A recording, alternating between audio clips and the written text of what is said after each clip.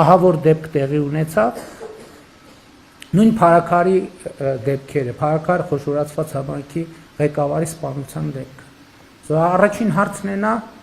այն որ առնվազն բացահայտում տեղի ունեցավ եւ տեղի է ունենում քննություն եւ ես հույս ունեմ, որ քննության արդյունքներով ոչ մի հարցի պատասխան բաց չի մնա եւ համոզված եմ, որ առավելագույնն է արվում դրա համար, բայց այնուամենայնիվ մենք պետք է վերադառնանք, ինչ է ինչ են կարել, որտեղ է բաց թողումը, ինչ պետք է այլ կերպ լիներ, որ այդ ամեն ինչը տեղի չունենա, որովհետեւ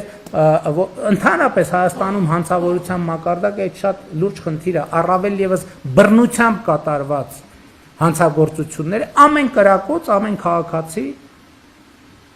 ի վերջո զգում է, որ դա կրակել են իր վրա, որովհետև եթե առաջի տպավորությունը այդպեսին չի, գոնե երկրորդ, երրորդ, չորրորդ ասոցիատիվ տպավորությունը, այսինքն տենց զուգահեռ լինելու է, որ իր վրա են կրակել։ Եվ հետևաբար այս հարցերը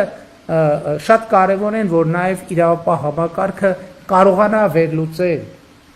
Իմիջիայլոց օրենսդրությամբ էլ է դա սահմանված, որ շատ դեպքերում այդ քննչական կոմիտեն ինքը որոշակի առաջարկներով, ես իհարկե չեմ հիշի դա դե յուրե ինչպես է կոչվում, միջնորդագրերով հանդես գա տարբեր մարմիններին, որպեսզի նաև հանցագործությունները կանխելու եւ հանցագործությունը լավ հիմա դա ընդհանրեն սրտի մխիթարանք է, որ դեպքա տեղի ունեցել, մենք բացահայտում ենք կամ կարող ենք բացահայտել։